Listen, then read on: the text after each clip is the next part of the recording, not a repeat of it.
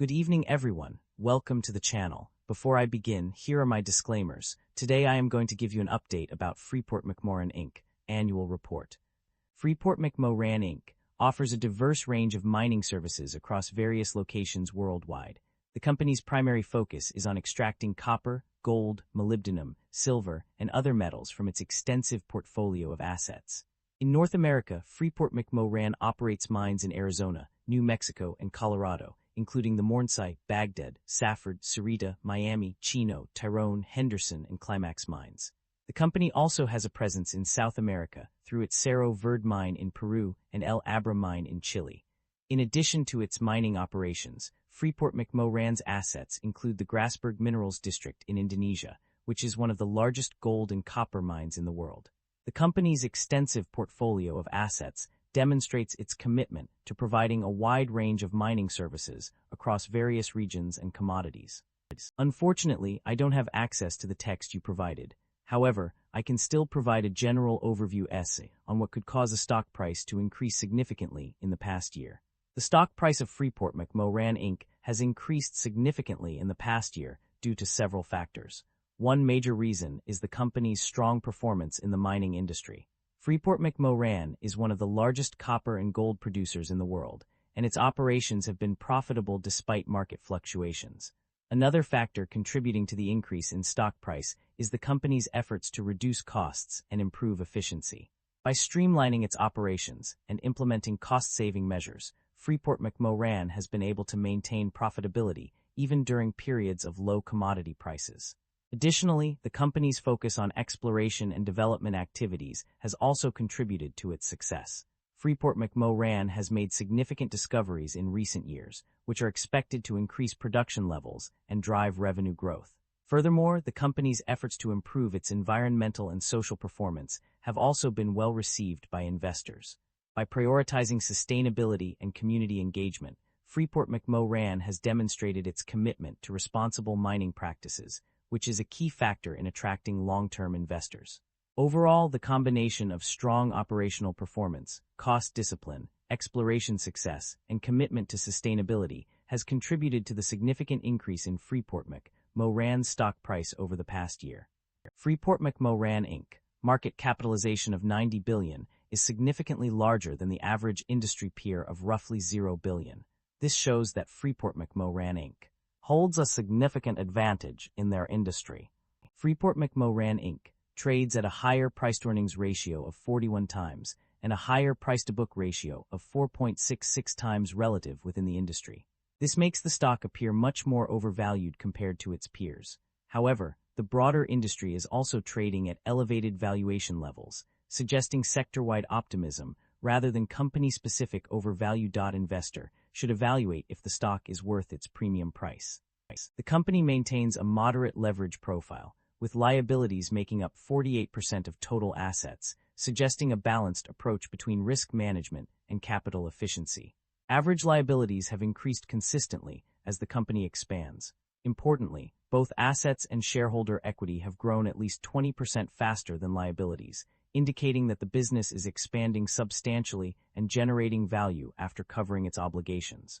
Shareholder equity has grown consistently, but operating income growth is weak or inconsistent. Equity expansion may be driven by financing activities rather than core business profitability. The company has consistently reduced its share count, while revenue and equity have grown, indicating disciplined buybacks that enhance long-term per-share value.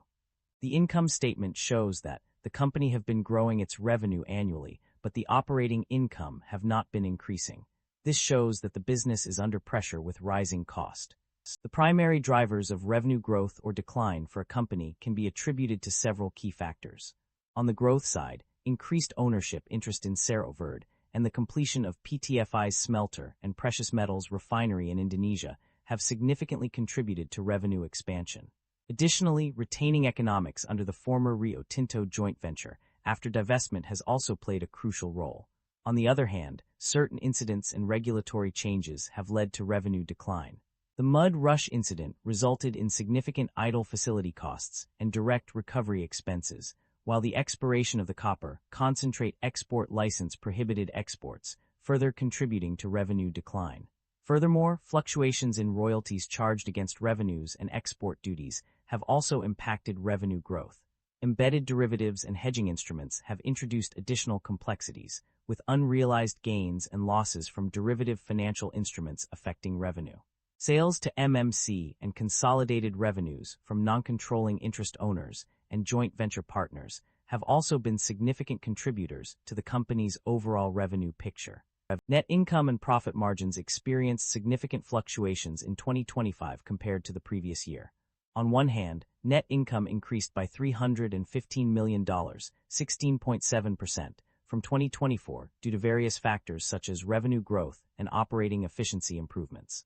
However, on the other hand, it also decreased by $535 million, 7.8%, from 2024 due to idle facility costs and direct recovery expenses associated with a major incident. Profit margins followed a similar trend, decreasing by 1.8% from 2024. This decline was largely attributed to variability in intercompany volumes, resulting in net reductions to operating income. Additionally, profit margins were affected by PTFI ARO adjustments, which led to a decrease of $144 million. The reasons for these changes are multifaceted and varied. Declining commodity prices, volatility in global economic growth, and unfavorable outcomes in pending legal proceedings all contributed to the fluctuations in net income and profit margins. Furthermore, changes in tax laws and regulations, uncertainty around tax liabilities, increased operating costs due to regulatory interpretations, and disruptions to operations from defending against legal proceedings also played a significant role. In summary, the changes in net income and profit margins in 2025 were largely driven by external factors such as market volatility, regulatory changes, and operational disruptions. These factors had a significant impact on the company's financial performance, resulting in both increases and decreases in net income and profit margins throughout the year. The company's financial performance indicates a consistent generation of positive operating cash flow.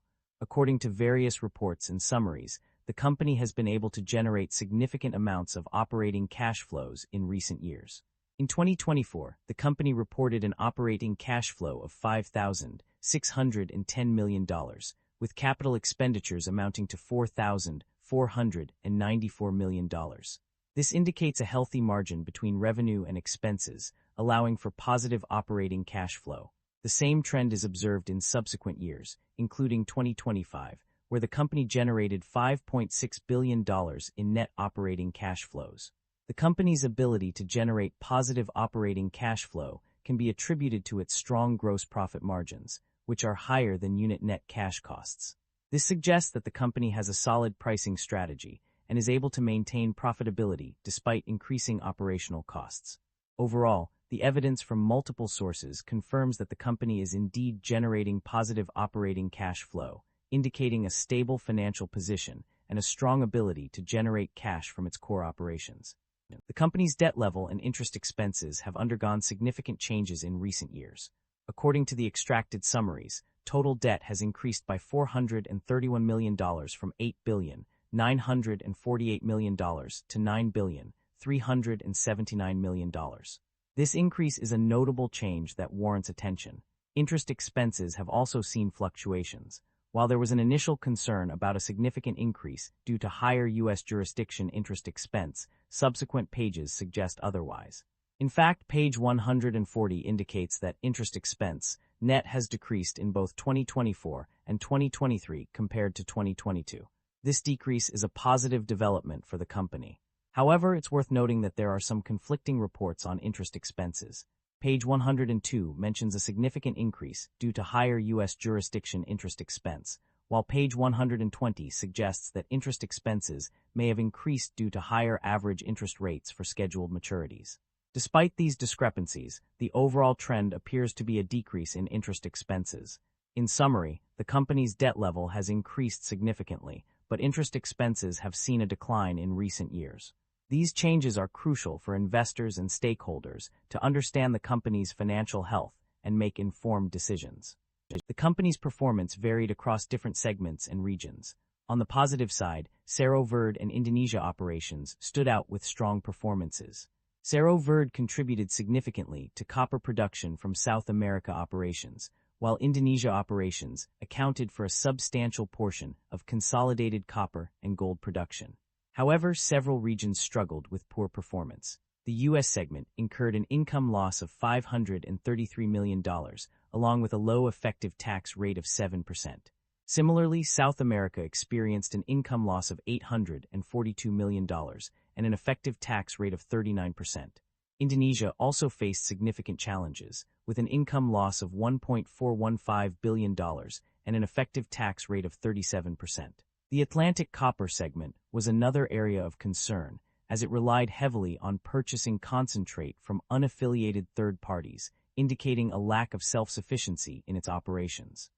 Management's perspective on company outlook and strategy: the company is focused on restarting operations at the Grasberg Block Cave underground mine by second quarter 2026. This marks a significant step towards reviving production at one of its key assets. In addition, management plans to submit an application for a long-term extension of operating rights beyond 2041, ensuring continued access to this valuable resource. The company is also committed to maintaining its ownership interest in PTI through 2041 and holding approximately 37% beginning in 2022. This demonstrates a long-term commitment to the mine's development and expansion. Furthermore, management is pursuing additional exploration, studies for future development, and expansion of social programs as part of the long-term extension. To mitigate risks, the company is focusing on hedging instruments to manage commodity price risk and investing in capital expenditures to support mining operations and potential expansions. The Cerro Verde mine will be a key contributor to copper production, with resources being allocated to this site accordingly. Financially, management aims to maintain net debt within the range of $3–4 billion and prioritize debt reduction and investments in growth projects. This balanced approach ensures that the company can continue to invest in its operations while managing its financial obligations. In terms of environmental strategy, management is aware of potential risks and uncertainties associated with environmental liabilities and is taking steps to manage them. Remediation work for on-site contamination is ongoing and expected to be completed soon. Overall, management's perspective suggests a focus on restarting operations, pursuing long-term extension of operating rights, and investing in capital expenditures to support mining operations and potential expansions. Freeport-Mcmoran's acquisitions and divestitures overview: the company has made several significant acquisitions over the years, expanding its operations and increasing its ownership interests. One notable acquisition was Phelps Dodge & Company in 2007, which significantly enhanced FCX's copper reserves and production capabilities. Another key acquisition was Cerro Verde, acquired in 1994, which has since become a major contributor to the company's copper production. In addition to these acquisitions, Freeport-Mcmoran also made strategic purchases of additional ownership interests in existing assets. For instance, in September 2024, the company purchased 5.3 million shares for $210 million, increasing its ownership interest in Cerro Verde to 55.08%. On the divestiture side, the company has been actively shedding non-core assets and liabilities. In 1992, Cypress Mines conveyed its talc business to a third party, which was later sold to Amurri's Talc America in 2011. The company also entered into a divestment agreement with PTFI, although further details are not provided. Furthermore, Freeport-Mcmoran has been transferring interests in certain assets to state-owned enterprises. For example, an additional interest is expected to be transferred to an Indonesia state-owned enterprise in 2042. These transactions demonstrate the company's commitment to optimizing its portfolio and reducing its non-core holdings. The company has demonstrated its commitment to returning value to shareholders through both dividend payments and share buybacks. In terms of dividends, the company paid out a combined annual rate of $0.60 per share in 2026, with a total payout of $0.60 per share for 2025. This indicates a consistent approach to rewarding investors. In addition to dividend payments, the company has also been active in buying back shares. In 2026, it acquired 52 million shares at an average cost of $38.51 per share, utilizing $3 billion available under its current share repurchase program. The company's authorization for up to $5 billion in share repurchases demonstrates its ongoing commitment to returning value to shareholders through this means as well. Concerns about inventory buildup and supply chain disruption are evident in various areas of the industry. Inventory buildup is a pressing issue, as reported stocks of copper have been increasing since January 2016. This trend is expected to continue, with approximately 100 million pounds of copper and 100,000 ounces of gold held at PTFI's smelting operations by 2026. Additionally, inventory adjustments are anticipated to cost $60 million in 2023. Supply chain disruption is also a significant concern, particularly due to U.S. tariffs imposed on semi-finished copper products and copper-intensive derivative products. Fluctuations in price and availability of consumables and components, as well as constraints on supply and logistics, have been reported. Delays in transport of supplies, products, and people at Cerro Verde mine due to protests and social unrest in Peru are another example of potential disruptions. The phased restart and ramp-up of Grasberg Block Cave underground mine beginning in second quarter 2026 is also expected to affect sales volumes. Furthermore, constraints on supply and logistics and transportation services may be impacted by various factors, including violence in Indonesia, civil unrest in Peru, and relations with local communities and indigenous peoples. Overall, the industry faces significant challenges related to inventory buildup and supply chain disruption, which could have far-reaching consequences for businesses and stakeholders. That concludes the financial summary for Freeport-Mcmoran Inc. Feel free to comment below, and I will be happy to answer them when possible.